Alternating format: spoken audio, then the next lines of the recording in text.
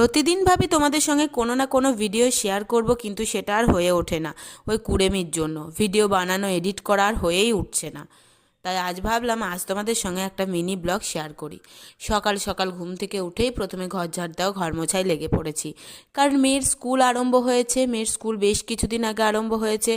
মেয়ের স্কুল ছুটি থাকলে যেইভাবে আমার রুটিন চলে সেই রুটিনে গেলে এখন আর হবে না। তাই প্রথমে মেয়ের স্কুল আরম্ভ হওয়ার পর আমার প্রথম কাজ হয় ঘর ঝাড় দেওয়া, ঘর মোছা।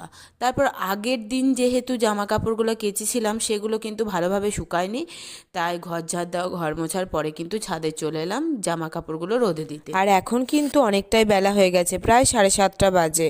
এর মধ্যে কিন্তু আমার সব কাজবাজ কমপ্লিট হয়ে গেছে। এদিকে দেখো নাইটি চেঞ্জ করে আমি কিন্তু চলে এসেছি আমাদের রুমে। চুল টুল আঁচড়াবো, তারপর নিচে যাব। না, নিচে যাওয়ার আগে আর একটা কাজ কিন্তু আমার পড়ে আছে, সেটা হচ্ছে বিছানা ঝাড়া। কারণ আমি যে টাইমে উঠে ওপর ঝাড় দেওয়া, মোছা, আদার্স যে কাজগুলো থাকে যেগুলো করি, সে টাইমে কিন্তু আমার হাজব্যান্ড বা মেয়ে ওঠে না, তখন তারা শুয়ে থাকে। এদিকে কিন্তু হাজবেন্ড আমার মেয়েকে ঘুম থেকে তুলে নিয়ে নিচে চলে গেছে। আর আমি দেখলাম নিচে যাওয়ার আগে আমি বিছানাটা ক্লিন করে যাই। বিছানা হচ্ছে এমন একটা জায়গা যেটা নোংরা থাকলে কোনো হাউসওয়াইফেরই ভালো লাগে না, আর আমার তো ভালো লাগেই না। সেজন্য গুছিয়ে নিচে চলে যাব।